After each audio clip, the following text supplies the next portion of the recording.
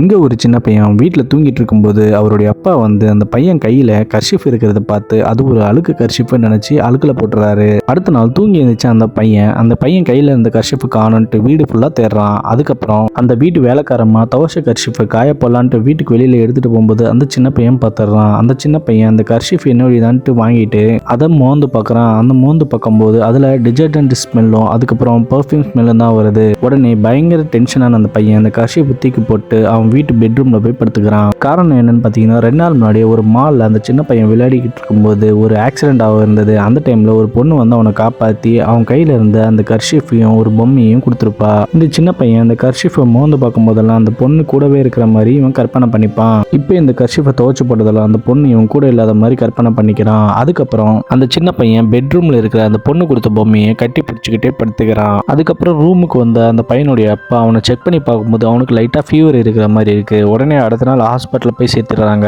அங்க அந்த பையன் யாரு கூடயுமே பேசாம ரொம்பவே கத்திக்கிட்டு யாரையுமே பார்க்காம அடமண்டா இருக்கான். அந்த இடத்துல திடீர்னு அவனை காப்பாத்தின அந்த பொண்ணு அங்க டாக்டரா வேலை செஞ்சிருப்பா. உடனே அந்த பொண்ணு வந்து இவங்ககிட்ட பேசின உடனே அந்த பையன் ரொம்பவே ஹாப்பி ஆயிடுறான். அந்த பையனுடைய அப்பா பார்க்குறாரு, இந்த பையன் யாரு கூடயுமே அதிகமாக பேசவே மாட்டான். பட் இந்த பொண்ணு கூட மட்டும் அவ்வளோ பாசமாக பழகிட்டு இருக்கான். இதை பார்த்து அந்த பையனுடைய ஃபேமிலி மொத்தமே ஷாக் ஆகுறாங்க.